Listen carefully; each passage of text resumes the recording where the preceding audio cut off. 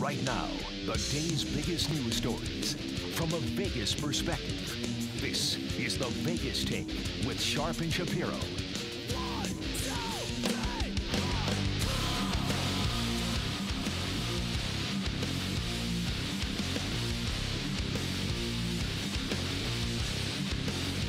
All right, what's up, everybody? It is the Vegas Take on a Monday. Sharp and Shapiro, glad you could join us. Hope everybody had a great weekend, by the way. Oh, yeah, a lot to get to, a lot to go over. And coming up at the bottom of the hour, attorney Michael Avenatti will be joining us as our guest. Boy, do we have a lot to get to with him. New information, of course, on this passenger airplane that went down, killing over 160 people. Believe it or not, the people who are responsible for it are finally admitting to it. We'll talk a little bit about that. And obviously, the debate continues over General Salami, as I like to call him. So we will continue to talk about that. Wow. Surprising that Geraldo Rivera is going at it with some of his Fox News counterparts. We'll talk a little bit about that with Michael. Of course, the impeachment stuff. And it's amazing, 21 days until Iowa. Cory Booker has just backed out. Not a shocker. So we'll talk about that with Michael Avenatti. And, of course, was this an imminent threat, right? It's the question that we keep talking about since, well, you're not going to believe who's saying that there was no proof of an imminent threat. Yeah, it has something to do with the Secretary of Defense. Not good for the Trump administration. So we'll talk about that in hour number 2. We have the National College Championship game in football tonight. Clemson and LSU should be a fantastic game. This is probably in my lifetime, one of the biggest college football games, or one of those games where I really been looking forward to it for a long time. Absolutely the two teams that deserve to be there. It's going to be a lot of fun. We'll have Nick Bogdanovich on from William Hill to get a gambler's perspective on where the money's going, where the action is leading up to this point. Does anybody have any, six-figure, maybe even seven-figure bets on this game tonight? So Bogdanovich will be joining us coming up in hour number 3. Also in hour number 3, this is going to be a lot of fun because we really wanted to catch up with Desiree Reed-Francois. If you don't know who she is the UNLV athletic director. A lot of interesting things happening at UNLV. Of course, she just hired a new football coach. We got a new basketball coach in year 1. We'll ask her all those questions. And a question I think that is very relevant when it comes to UNLV, particularly, basketball and football, but especially basketball right now, is the attendance. It is absolutely horrible, but it's not her fault. I don't blame her. I don't blame the new basketball coach. I blame the past regime, so to speak. But what is she going to do to get more people in the stands? Because it doesn't look like anything's working at this point. The attendance is awful. And by the way, UNLV is not the only arena in the Mountain West Conference that's struggling for attendance, but we're talking UNLV, right? Should never be 2,000, 3,000 fans in the stands. So we're going to ask her those tough questions coming up in hour number 3. UNLV athletic director Desiree Reed-Francois. But, JD, how was your weekend? I know it was a lot of football, obviously, some great games. We are in the Final Four, so to speak, of the NFL. We'll get to those games. But where did you enjoy watching your football over the weekend? I watched Saturday and Sunday at my home. Saturday with you, Stein, and a whole bunch of people. We had a nice little party, and it was very good sports betting wise. I had a future on the Tennessee Titans to win the AFC at 100-1 that I made on November 24th, and that's going to pay off in spades. So it was very profitable for me. And then tonight should be even more profitable considering I've got a major future on LSU at 60-1 to win the national championship that I made a week after the season. So I should be profiting well on that. So I'm doing well. How much did you bet on that? Can you tell people? I bet $500 to win $30,000. And how much are you hedging today? I'm actually going to ask Nick Bogdanovich on air what my ideal hedge should be. Well, his job is to take money from people like you. So I don't know if you'll answer that question honestly, but I guess you could ask him. He's definitely going to answer the question honestly. I suppose. All right, cool. Well, a great weekend of football games. There's no question about it. Let's start with yesterday because I honestly thought when the Chiefs were down 24-0, I didn't think they were going to be able to come back. I said, if you're down 14-0, if they give up a third touchdown here, they're in deep trouble, and I don't think they're going to come back. And boy, was I wrong, because not only did they come back, but they came back within a quarter, and they took the lead at the half. That was an incredible comeback. By the way, I'm on the record saying I picked the Chiefs to win the Super Bowl. I'm still going with that pick. I think it's going to be Chiefs, 49ers. I think that's what the NFL wants. I think that's, for the most part, what the general public wants. I think if the Packers made the Super Bowl, that'd be good for the NFL as well. You don't want a replay of Super Bowl I with the Chiefs and the Packers? That'd be cool. Well, Rodgers and Mahomes, the commercial, the State Farm commercial. Listen, I just said, I mean, it's been in our face all year long, Brian, subconsciously. I just said I think that would be good as well. But here's why I say 49ers Chiefs, because in my opinion, the 49ers have the best defense in football. They've certainly been the most consistent defense in football all year. And I think Pat Mahomes and the Chiefs offense has been the most consistent offense in football. I know Mahomes got hurt and he was out for a little bit, but what they were able to accomplish offensively yesterday, they're the only team in the NFL that could have done that. So I think, for the most part, you have the best offense against the best defense, and I think it'd be a great game. You don't think they were handed that game? O'Brien, they're up 21-0, 4th and 1 from the 20. He kicks a field goal. Then he fake punts from the 25. I said it as it happened. Then they return. On the kick return, yes. it's a blatant fumble. It bounces right into the Chiefs' hands. So here's what I said about that. Then the Texans get called for about 5 to 7 holding penalties because for some reason they are incapable of guarding Travis Kelce. Well, without Travis Kelce, the Chiefs have no business being anywhere near where they're at so right now. Here's my opinion on that. As it happened in real time, when he went for it, I think it was 4th and 3 instead of punting. Yeah. You're up 24-7. Unbelievable. The game is still in your control. You punt it away. You know, I wouldn't even say the Chiefs have momentum. Yeah, they just scored a touchdown, but you're still up 24-7. Everything's fine. No need to panic. Why you would go for it in that situation at 4th and 3, in my personal opinion, is one of the worst play calls in the history of the NFL. No, absolutely. I think it was that bad. Especially, combining that with being up 21-0. Yeah. And having a big back like a Carlos Hyde and having a tired defense like the Chiefs because they had those two turnovers. They did everything in their power to lose that game. They should have absolutely gone for it on 4th and 1. Yep. And then had they done that, I'm sure he wouldn't have. I think that he heard something from one of his coaches. There was some of the players were pissed off that they didn't go for it on 4th and 1, and then he made that boneheaded decision. But that was a top 3 worst call in NFL playoff history. Absolutely. And as it happened. And obviously they didn't get the first down. I said to everybody watching the game, I said, if they lose this game, remember that play. And I think that is the one. And you're right. There's a lot of other things that helped, of course. But that's the one play, the most important play that I think resonates with me when I say that totally changed everything. However, with that being said, the Chiefs still had to score, 50 points? And they did, regardless. And Pat Mahomes made some plays. He threw the ball great. Their running game was pretty good, and the bottom line is they're in the Final Four now, and they blew it. And I look at the first game. Well, really, all 4 of the games. Really, I mean, a lot of people are shocked with what took place with Baltimore. I'm not, and the reason why I'm not shocked at all, and I never thought they should have been the favorites. That's why I picked the Chiefs. I never thought they should have been the favorites to win it all. It's because Jackson's never been there before, for the most part. I mean, he has never won a big playoff game in the NFL. Pat Mahomes has been there before. And if you're going to pick a team to win it all, it has to be a quarterback that's been there before. And the Ravens beat a bad Patriots team earlier this year. Right. And that put probably some unnecessary confidence into Lamar Jackson and the Baltimore Ravens. I have a problem here. And I hope the Chiefs don't win the Super Bowl because Tyreek Hill, who broke his 3-year-old son's arm last year and threatened the life of his fiance, was not suspended. Yeah, but that's him, though. That's not the team. But to me, considering the fact what he did, he should not be playing right now. I could probably name you. Just because of Tyreek Hill, because he should not be in the NFL based on what he did, but he's good for ratings. He's fast. He's exciting to watch, and that's why he's there. But just because of that, I hope they don't win the Super Bowl, and that's the only reason You don't want to see somebody like that win. Absolutely not. Yeah. Well, I mean, I'm not going to root against them for that reason alone. I'd root against him, but I'm not a root against the franchise. I think you can take every franchise in the NFL that have made horrible mistakes, I guess you could argue, and players on their team that have done some horrible things, but they still did what's best for the football team, maybe not what's best for society. What was worse, what Michael Vick did or what Tyreek Hill did? Well, absolutely Tyreek Hill, although what Michael Vick did was absolutely disgusting. I agree. And what happened to Vick? Well, he didn't play for a while, and he was ostracized. To jail. He was labeled. He went to jail. He didn't play for a long time, and Tyreek Hill got away scot-free. Well, and now Vic's on TV with a TV job. Well, listen, domestic violence is one of the, to me, it's one of the worst crimes you could commit besides, short of raping somebody or killing somebody. I have a 2-year-old daughter, and if I broke her arm and threatened my wife's life, I should absolutely never be doing the radio ever again. Yeah, if there's absolute proof of that, then I think you should go to jail for at least 5 to 10. There's no question about it. But I mean, I'm just talking about football. I'm not talking about. I just think the Chiefs are going to win it all. That's just my opinion. I think it's Pat Mahomes.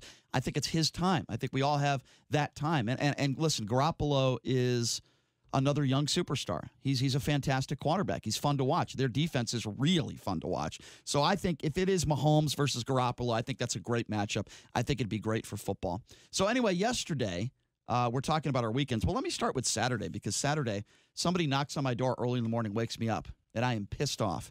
And it's a Bernie Sanders supporter. And this woman who, in her mid-40s or so, she gives me a Bernie pamphlet. It's one of those little pamphlets that says, "Not me, us, Bernie." Now, I'm in a really anyone who knows me knows early in the morning I'm already not in a good mood. So I got a Bernie Sanders supporter that knocks on my door and wakes me up. So I'm pissed off. So she gives me this pamphlet, and I looked at her because I just felt like messing with her a little bit. I said, "So tell me, why do you support Bernie?" So she gave me her ridiculous reasons. Yes, I do think they were ridiculous. And then I said, "Are you comfortable?" I said, "Do you have a daughter or a son?" She goes, 16. I said, "Are you comfortable with your son or daughter making $15 an hour?" She looks at me. She said, "Yes." I said, "Really? So you're comfortable with somebody flipping burgers, having zero responsibility at 16 years old, making $15 an hour?" So she kind of gave me a blank stare. I said, "Are you comfortable with free college for all?" And she said, "Yeah." I said, "Oh, that sounds wonderful." I said, "Where's that money going to come from? All the money we pay the professors and the buildings and the electricity bill, all that stuff. Where's the money going to come from?" Couldn't give me an answer. Gave me another blank stare. I said, "Listen, I think Bernie Sanders is a nice guy. I think he means well. He's been a civil rights activist forever. I respect him, but he has some ridiculous Looney Tune opinions." And then I asked her what her husband does, because she said she was married. And she said her husband owns a small business. I said, "How many people work underneath him?" She says, "About 8. And she admitted to me that a few of those workers make minimum wage. I said, "What would it do to your husband's business if you paid minimum, everybody $15 an hour?" Gave me another blank stare. I said, "I appreciate your explanation, but I said, next time you want someone to vote for Bernie Sanders, you might want to discuss with them the concerns that the voter has." And the thing is, her husband would not have a business, especially if he had to, integrate benefits and insurance. And that's why if Bernie Sanders or even Elizabeth Warren were to win the presidency, it would be great for the major businesses. But you're looking at probably 70% of small businesses would not exist. But that's even beside the point. I mean, we're talking what's right and what's wrong. Yeah, we could have that. But my opinion is this: if you're going to be supporting a candidate, you should understand it. And at a better level, if you're going to try to push others to support that candidate, you might want to be able to support some of Bernie Sanders' I shouldn't say opinions, policies. Well, especially and make sure they don't adversely affect your life and your family's life. I had that with one of Hillary Clinton's supporters, too, when she was running for president a couple of years ago. I had somebody knock on my door, and I said and it was another woman, and I said, "What would you do if your husband cheated on you with like 20 different women? Would you stick by him?" She said, "Hell no." And I said, "Then why are you supporting Hillary?" I just mess with people. Listen, they knocked on my door. I didn't knock on their door. Were you wearing your bathrobe during this conversation? No, I wasn't. I wasn't wearing. I was wearing a UNLV jersey. That's what I was wearing. I picture you sitting there in a bathrobe lecturing this Bernie supporter. No, it's just like, listen, you're knocking on my door. You're bothering me. Yeah. I didn't try to bother you. You can vote for whoever you want to vote for. But when you invade my privacy and inconvenience me, you better damn be ready, because I am going to come after you. I don't care who. Yeah. It could have been anybody. It could have been any candidate. I got to be real. Your Versace hat looks really, really good on live stream. All I care about in the morning when I show up to work is impressing you with my lavish looks. That's really all I care about. Well, especially when I own it. That's really my only goal in life. All right, so let's move on to yesterday. We went to the C-Win household, where we watched a lot of football games. I took, regretfully, our producer, Jason Stein, to these games, right? So I'll just say it on the air. I made a $500 bet. I won the bet. I have the ticket to prove it. So Stein looks at me. He goes, "I think I'm going to bet Seattle. Should I bet Seattle? I think I'm going to bet $100 on Seattle." So I'm like, just bet. I'm not even thinking like who's going to win or who's going to lose, because I didn't know who was going to win or lose that game. I didn't bet that. I bet the over/under. So I said, "Go ahead." So he places his bet. We're at Red Rock. He puts $100 on Seattle, which is a big bet for him because he's very cheap. So he bet $100 on Seattle.